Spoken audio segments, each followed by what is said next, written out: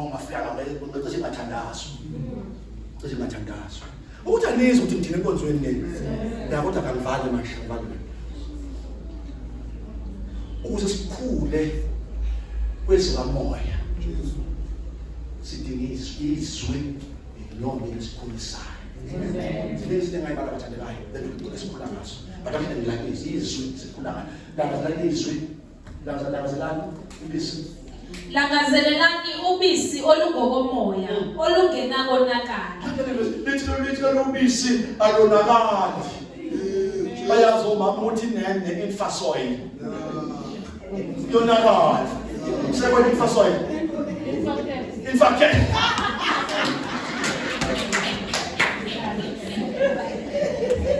Uzothola basket bakho ngeke. Basket bakho. Kina infasoil mina ngithi. Ngeke ngithi infasoil. Yayikhona. Ngiyosho bese nyaka yami ke manje. Yabona. Ingane uzikhule kahle kufanele idle lolubisi luneminyaka nezigaba zakhona awukwazi ukudlisa ingane eno6 months uyidlisa ubisi lwengane eno2 years uzingane idle kahle immune system yayo ikhule kahle namathambo akhule kahle kumele idle ubisi oluyi8 yalo lolubisi umuwenakala kahle waletha usunakala nje liyonakala. Bathi iBhayibheli lalubisi lomoya ubisi olungonakali. Siphila ngalo. Omkhulu babephila ngalo. Obaba babephila ngalo. Noma babephila ngalo. Nathi siphila ngalo. Nabantwana bethu babikulo. Nabantwana abasasibathambo mhlophe emathuleni. Abantwana babonke bebezwini ngoba aliboli. Sizelwe ngembewu engaboli. Incorruptible seed. Lewoselwayo. Funda msibethe. Langazelelani ubisi olungokomoya olungenakonakala ukuze nikhule ngalo kube ngokusindiswa. Ukuze nikhule ngalo. Ukuze nikhule ngalo. Malikhuluma ngokusindiswa la, yabe likhuluma about the salvation of your souls. Because remember that you are saved in your spirit. Remember, you are saved in your spirit. Your soul is not saved. Your soul is in a process of becoming. Remember that you are a spirit. You possess a soul. You live in a body. Umzimba wakho usindise umzimba wakho. Umzimba wakho usindise. Isalvation yomzimba iyofika mhlawumbe nje sekuya. Umzimba nawo usindise. Umzimba selwa nawo. Yeke iBhayibheli ukuthi umzimba siyawutuba. We subject our body, we command uthi kathi inkonzo imnandi ukuthi umzimba ngikhathela ngilapha. Yakubona kubantu bathi uma uyavuka kodwa inyama phithi. Inyama injalo inyama. Ngoba inyama isindisiwe. Inyama nje ayihlangani nenkonzo. Inyama nje ayihlangani noJesu, inyama nje kusho inyama le. Ihlangani nje noJesu lento le. Ubumba nje lolu. Ubumba bawathi kumnandini. Do writing. Mongothi njalo likumnandini ubumba. Bantu abankonzo ubumba hlanganele ubumba. So now so iBhayibheli imali khuluma ngokuthi so you are saved in your spirit. So mawamukela uJesu mamkela in your spirit uvuka your spirit man ngoba uNkulunkulu kuwena is your spirit man. Umuntu ongaphakathi kuwe. So iBhayibheli you are reborn, you are born again. Uniphilisile. Univuse nina enanifile ngesiphambe ngokubona Galatians unibesipile enanifile ngeziphambeko ze so bawusindiswa kuvuswa your spirit man. You are reborn in your spirit man, but your soul and your body is not born again. Your soul is your emotions, is your intellectual capacity. You are not born again. Ingqondo yakho is the same. Ingqondo yakho is in a process of becoming. You need to renew your mind. Renew. Kodwa ngenene bazalwane ukuba ninikele. Kunyenga unikele imizimba. Nikele ini. Khona ninikele ini. Ngoba inyama ifuna ukuyesontweni. Inyama ifuna ukuthi yanenga ninikele imizimba yenu. ibe yinikelo ephilileyo nethandekayo nepheleleyo kuNkulunkulu. Iguqulwe ini sindise lo mntana born again. So umuntu yaba born again kodwa ingqondo ihlala indala angivali ngithi mina umuntu uyasindiswa kodwa ingqondo the way she thinks and processes our thoughts akhe kube indlela endala ngoba the soul is not yet born again.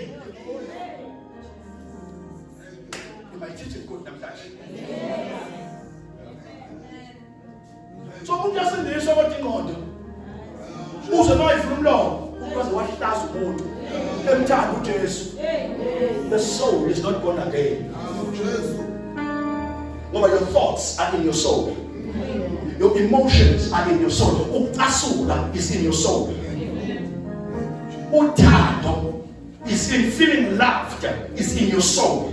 Then you feel ukuthi lemanyathela ngoniwe nje kwesiyami is in your soul. Soul, but I'm in God, I'm in God, and it was stabbed as I am in God, soul. Uma soul wako, ufitanga ngezwi, na uzobhalisa. Ukuthi abantu ngagcina awudlekana phela. Soul, lapha usoul yamlayo usoul from God. Namanje ngigolwe. Nami ngigolwe lebandla. Ulingathi ngiyathanda. I'm gorgeous, I'm beautiful, but I'm terrible. Soul fully affection. Soul full tandwa. Soul full of affection. Soul full of Marcus Barnes. If you take a couple of but soul, Lord. So do I say who's on the Marcus Barnes? Who's on somewhere feeling laughed. But never somebody about the back of your meter.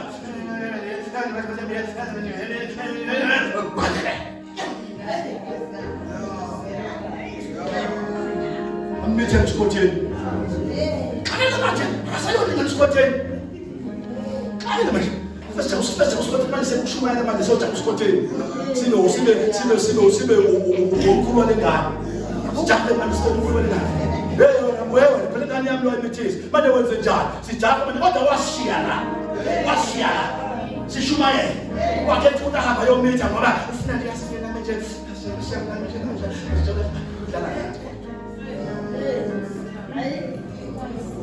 Yeah. So your soul is not born again. So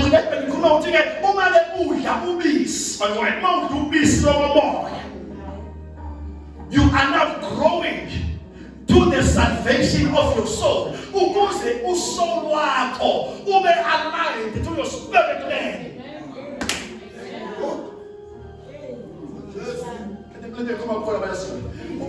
I'm thoughts akho kube ngathi usaphila emhlabeni kube ngathi nje into ezizana isaqafethi athi umuntu ekuthuko kube ngathi nje kuyabhanga andizothi niyafuna ingabe vele futhi wena Jesu wena ngakwaphi okay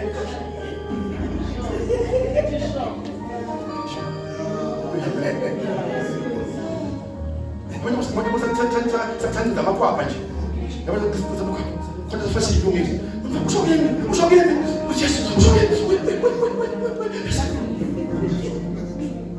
the salvation of your soul. So uma ngesikhula sika izwi siphila ngezwi izwi lisikhulisa to the level where our soul is in line with the spirit man. Hallelujah. Amen.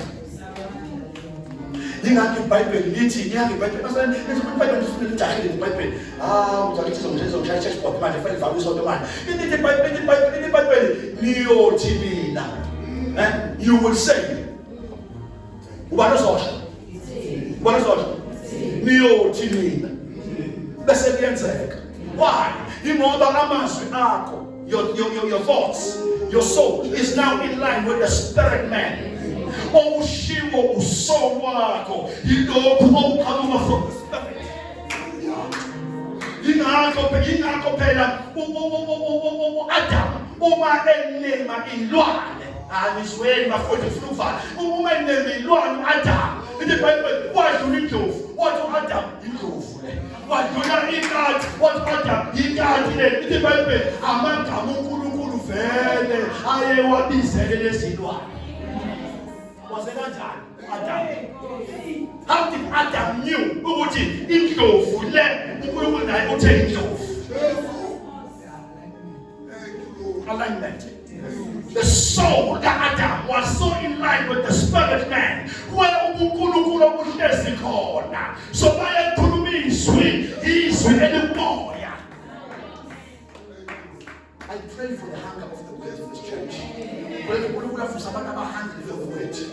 I pray that your soul will be aligned to the word of God. I pray that God will raise a church that is hungry before the word.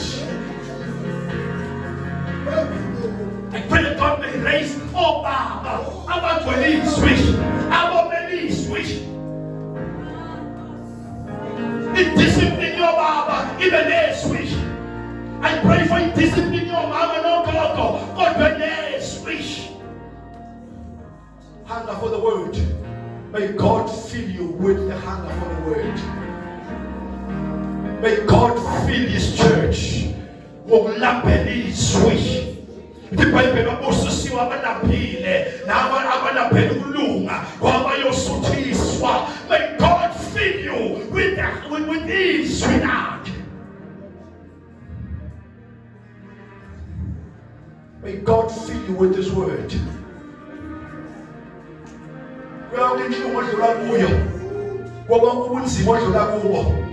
May God fill you with His word.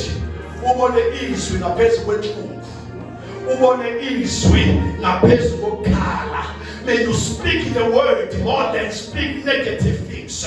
May you speak the word more than ukala. Speak the word. I pray the hunger of the word. May we go back to basics. I pray that God may take us back to the basics. So men let's not believe switch. So men let's not believe switch. Ufusi dominate iswa. Ufusa mashabe tu. Abantweni switch. Who will take the gospel forward? Who will go to every social media platform and they will speak the word with the grace of being a teenager, with the grace of being a young adult. They will go to the tertiary institutions. They will influence other young people. Go about 20 swish. About 20 swish. May you raise our daughter, no mama, lily, but about 20 swish. About 20 swish. People are going through a lot of things. We go through a lot of things. Babona manda wonke. Sinamathele kulezi insuku siyagowa. Baba uthombo wonke umuntu uyagowa. But I pray that ngaphezulu komgowo. Babona manda wonke. Peace wish. May we speak the word more than umgowo. May we speak the word more than umgowo. For umgowo will be transformed by the word.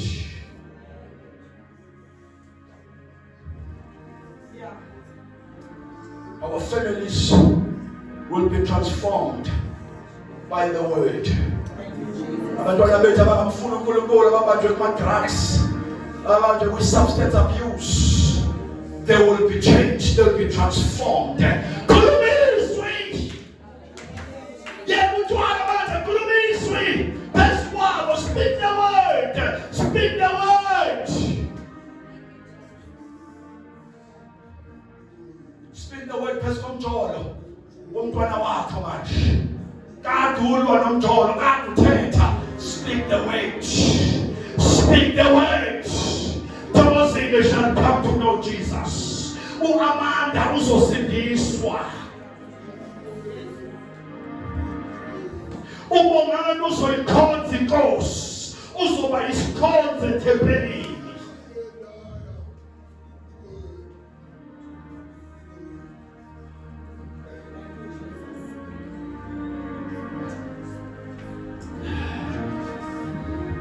Speak the word.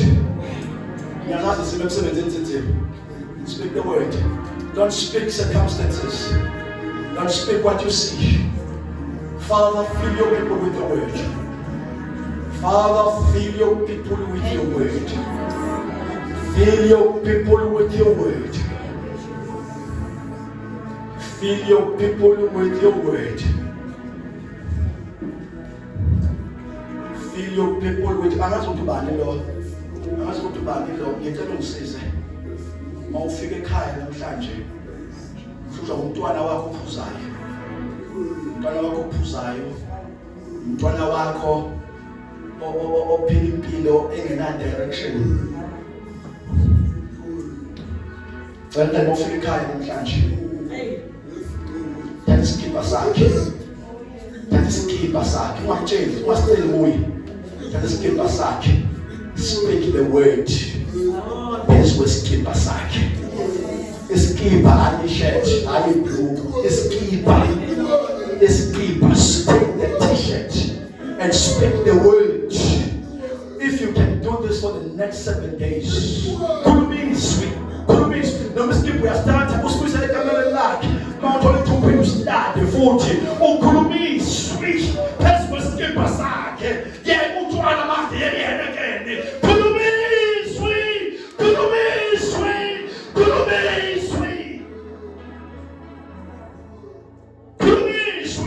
May you be filled with the word of God. May your family, may your household be transformed by the power of the word.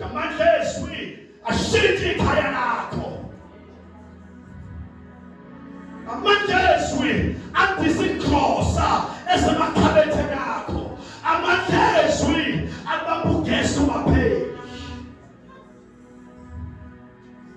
Amandezwi will cause a petrol in your car to go an extra mile.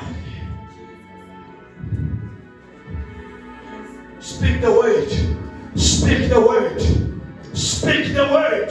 Get into your car. Declare the word over your car. Wena unkulunkulu. Wena umshula evangeli wena. Wena umshula. Declare the word over your car. Speak the word.